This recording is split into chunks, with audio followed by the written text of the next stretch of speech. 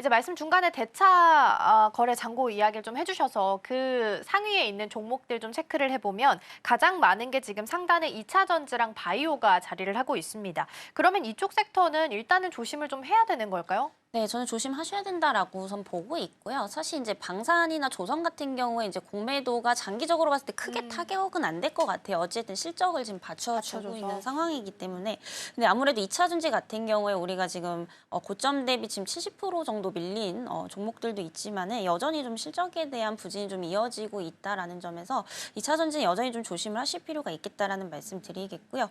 그리고 가장 상위단에 있는 게 제가 알기로는 이제 10%대가 이제 에코프로로 좀 알고 있습니다. 그래서 에코프로 같은 경우에 워낙에 또 이제 이번 연도 실적도 전혀 좀 기대 가치가 없는 그런 상황이기 때문에 그리고 이제 이런 이제 공매도에 대한 어떤 타깃이 또 될 수밖에 없다라고 좀 판단이 되고 있는 상황이고요.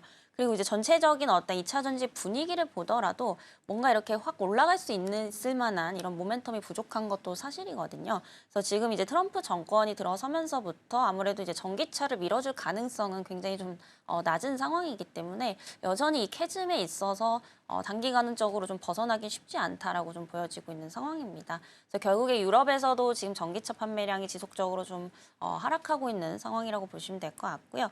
결국에는 이제 중국 빼고는 대체적으로 지금 캐즘 현상을 전 세계가 겪고 있는 상황입니다. 당연히 이제 안 팔리다 보니까 이 소재 쪽은 좋을 수가 또 없는 부분들이거든요.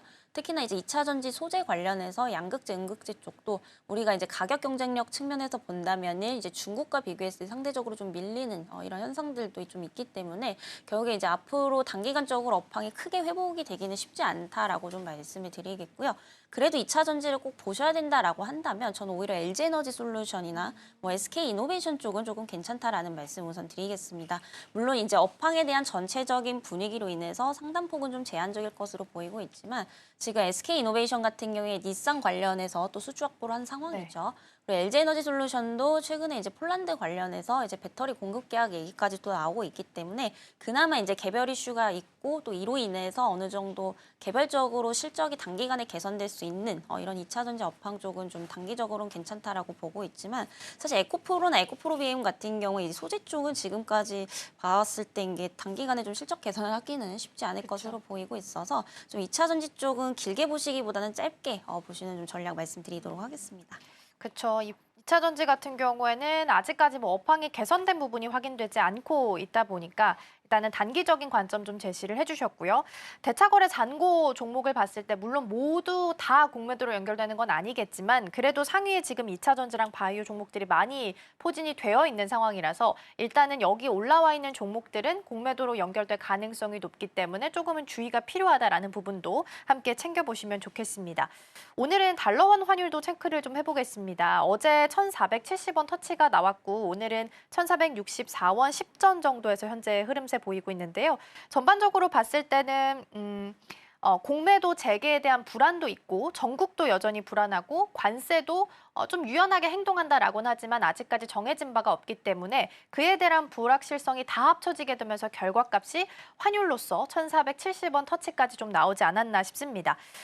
박스권으로 봤을 때는 거의 상단 근처에서 지금 오르락내리락 하고 있는데 당분간 뭐 정리된 부분이 아직까지는 없어서 환율 경계감을 좀 높여야 되는 구간으로 다시 좀 들어왔을까요? 네, 일단은 환율이 지금 또 갑자기 또 치솟고 있는 상황인데요. 아무래도 이제 뭐 공매도 이슈도 있겠지만 이거는 극히 일부분이라고 좀 보고 있고요. 결국에 이제 어제 장을 우리가 보면 좀 힌트를 얻을 수가 있는데 사실 이제 중국 같은 경우에 보합으로 끝났고요.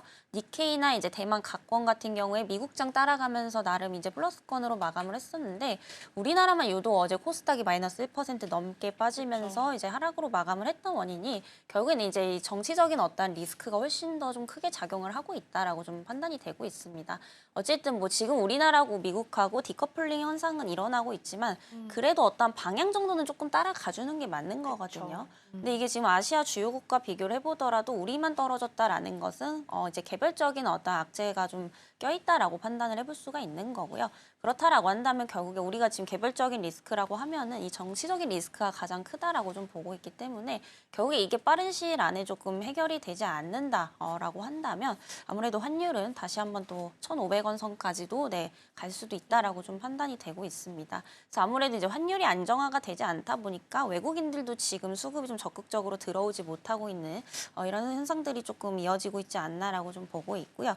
결국 이제 환율은 이제 전국이 어쨌든 불안하게 되면 올라갈 수밖에 없다라고 좀 그쵸. 판단이 되고 있습니다. 그리고 지금 또 이제 그 탄핵 관련해서 4월로 또 미뤄지고 있잖아요. 4월 갔을 때도 또 모릅니다. 이게 계속 미뤄지다 보면은 이 환율은 진짜 우리가 위로 많이 열어놔야 된다라고 좀 보고 있기 때문에 빠르게 이게 정치적인 어떤 리스크가 좀 해소가 돼야지 우리 시장도 좀 반등이 크게 나오지 않을까라고 좀 보고 있어서 이 환율에 대한 부분들은 계속해서 좀 불안정할 가능성이 높기 때문에 상방으로 조금 열어놓고 체크를 계속해서 좀 하셔야 될 것 같고요.